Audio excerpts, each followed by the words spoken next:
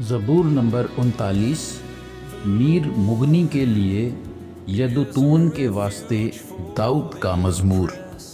میں نے کہا میں اپنی راہ کی نگرانی کروں گا تاکہ میری زبان سے خطا نہ ہو۔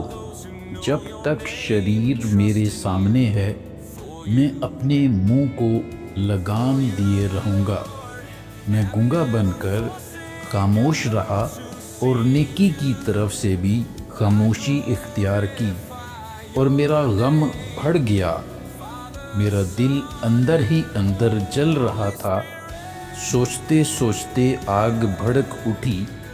تب میں اپنی زبان سے کہنے لگا، اے خداوند ایسا کر کہ میں اپنے انجام سے واقف ہو جاؤں، اور اس سے بھی کہ میری عمر کی میعاد کیا ہے، میں جان لوں کہ کیسا فانی ہوں۔ دیکھ تو نے میری عمر بالشت بھر کی رکھی ہے، اور میری زندگی تیرے حضور بے حقیقت ہے۔ یقیناً ہر انسان بہترین حالت میں بھی بالکل بے ثبات ہے۔ در حقیقت انسان سایہ کی طرح چلتا پھرتا ہے۔ یقیناً وہ فضول گھبراتے ہیں۔ وہ ذخیرہ کرتا ہے اور یہ نہیں جانتا کہ اسے کون لے گا۔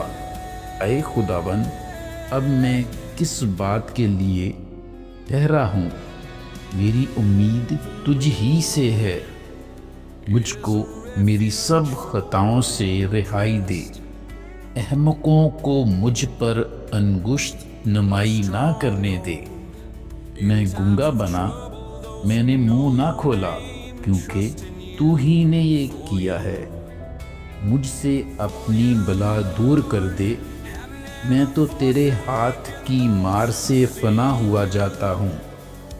جب تو انسان کو بدی پر ملامت کر کے تنبیہ کرتا ہے تو اس کے حسن کو پتنگے کی طرح فنا کر دیتا ہے۔ یقیناً ہر انسان بے ثبات ہے۔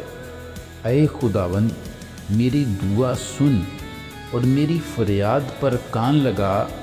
میرے آنسوؤں کو دیکھ کر خاموش نہ رہ، کیونکہ میں تیرے حضور پردیسی اور مسافر ہوں، جیسے میرے سب باپ دادا تھے۔ مجھ سے نظر ہٹا لے تاکہ تازہ دم ہو جاؤں، اس سے پہلے کہ رحلت کروں اور ناپود ہو جاؤں۔ آمین۔